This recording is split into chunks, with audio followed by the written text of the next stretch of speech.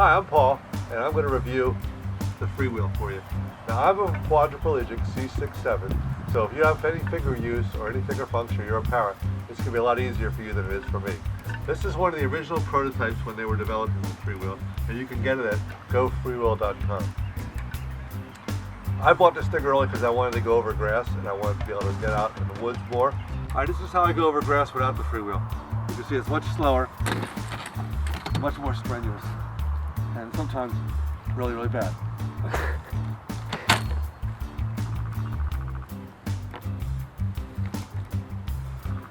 You can see it's a lot more energy to get rolling.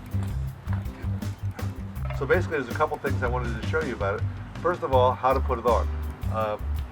If you have hands, it's going to be much easier. It's difficult to get on, but I can do it, so I'll show you how I do it. First of all, you make sure the handles pull all the way up, and you swing the wheel out. Now they designed this to your footrest, so whatever footrest you're using, they can make it work. But I have a problem because when I lean over, my heels go together, so it's a little hard to clamp on here. But it is definitely worth doing. So I open it up like this.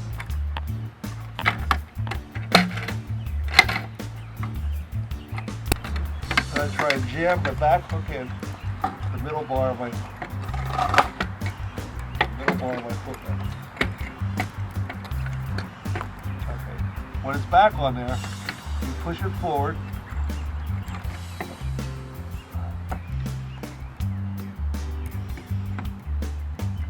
Alright. When you get it down and hooked, you push down until it locks. This thing makes you a lot longer, and sometimes it can be a little less maneuverable than you like.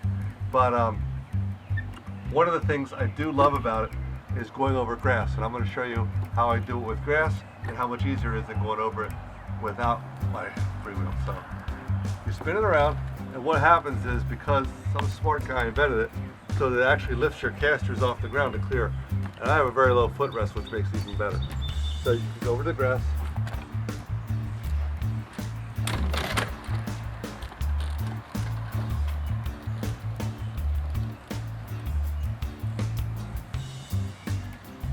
You can see it's fairly easy to get around on the grass, up and downhill.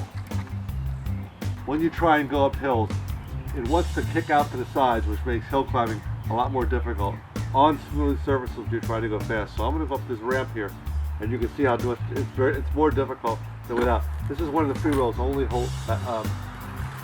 problems that I don't really like about it. So when I'm going up here, you can see there's a little ball that keeps it straight for the most part. But once you start trying to turn or struggling, it'll kick out on you, making it hard to climb the hill. Okay, that's what happens.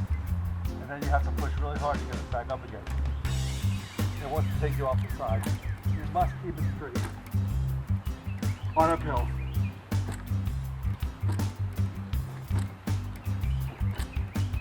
I'm going to show you how to take the Freewheel off. First of all, you want to get someplace relatively flat. And again, spin it so it's out. There's a ball that'll hold it in that position, a little ball on a spring. Lock your chair down. It's a little tricky sometimes, getting in here and getting the ball out. There's a lot of ways you can work around it. There it goes. Got it up, and you pull up the front.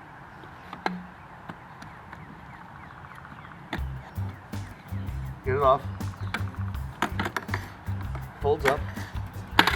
And I have these little hooks which you can get at Sport Age. I think they're called luggage carriers, which are essential. And you're ready to go.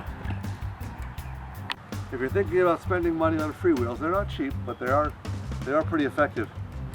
If you want to go over grass, if you want to go to your son's soccer game and he's playing on Field Z, they're indispensable. If you're just looking for something that's going to make life easier on flat surfaces, I'm not sure if that's what you want. But I think it's more than worth the try and the effort to put it on. Thanks.